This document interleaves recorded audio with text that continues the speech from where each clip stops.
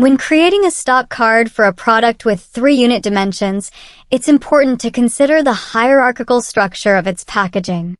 As illustrated in this product, each outer case contains 4 inner boxes, and each inner box houses 12 sachets, resulting in 48 sachets per case. You can just simply use the smallest unit, which is sachet, in your stock card. However, you will experience difficulties during stock taking when some products are still in intact cases. The proper format and calculation of the stock card are like this: initial stock, incoming, outgoing, and ending stock. Each column is divided into 3 unit dimensions: case, box, and sachet. And take this data for example. Initial stock, 2 boxes and 9 sachets. Incoming goods from purchasing, 12 cases. Outgoing for sales, 10 cases, 3 boxes, and 7 sachets. And on the right side, there are auxiliary columns to convert the stock quantity into sachets.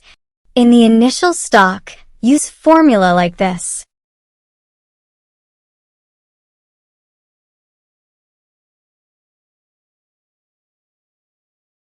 Cell B5 times 48 as the quantity of sachets in one case, plus cell C5 times 12 as the quantity of sachets in one box, plus cell D5. Then do the same for in column.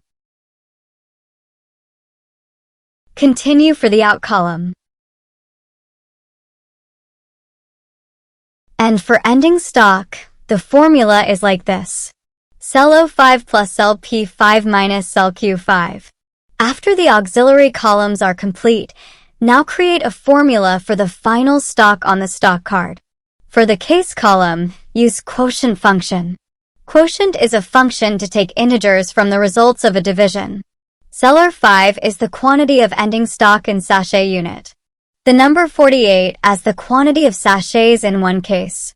The result is 1 intact case as ending stock. Then in the box column, use Quotient-Function again.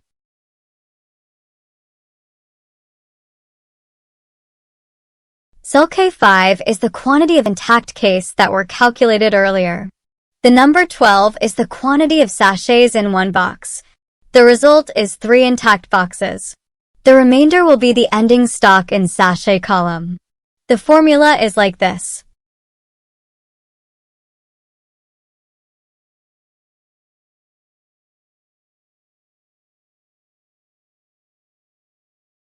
So there are remaining stock of 1 case, 3 boxes, and 2 sachets. Alright, 3D stock card has been successfully created. There may be other ways that are better and more comprehensive. If you had one, please share the insight for all of us in comment section. Excellent, we have successfully completed the tutorial.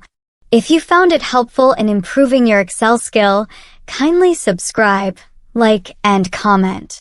We encourage you as well to watch our other videos. Thank you and have a productive day.